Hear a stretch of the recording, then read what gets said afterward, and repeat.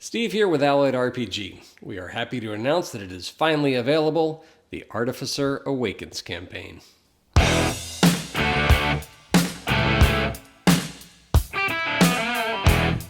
The Artificer Awakens is a New Hinterland campaign. It is a 3 to 4 hour one-shot and primarily set on Desolation Ridge, so it is an alpine snow campaign.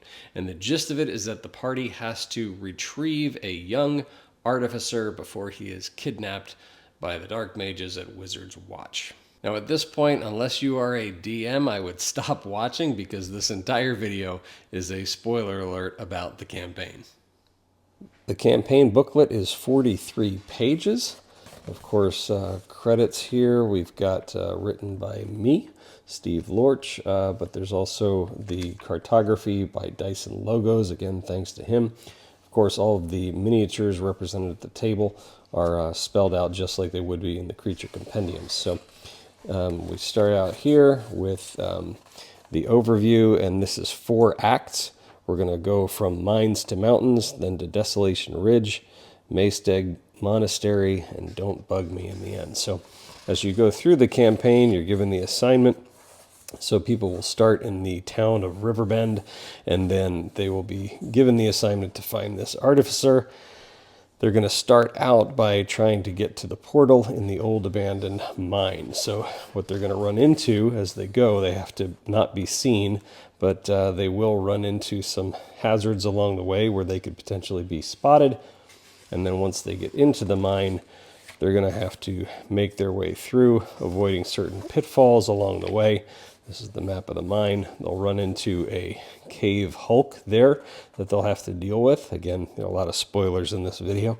Once they get through that, then that will take them eventually to discover some things about New Hinterland and about the history of the world of Catharsis, which is pretty cool. They'll discover those kind of tapestries and frescoes in the mine, and then they'll finally get to the portal. Once they get to the portal, they will be ejected out onto Desolation Ridge, where they will have an encounter with Yeti scouts. That's very interesting because it will not go as you expect it to go. And then after that, they will be led to a village up in the Desolation Ridge area, this remote alpine village, where they'll learn some things, again, more about the history of the world, but also about their mission. And they'll also get some help along the way from unlikely sources. So once they finally arrive to the monastery to find the artificer, they'll be met with a few challenges there. They'll have to ward off certain things, but this is more puzzle challenges. So they'll actually have to do this sort of perilous hopscotch game, and that'll be further, of course, explained, the rules of that in the campaign.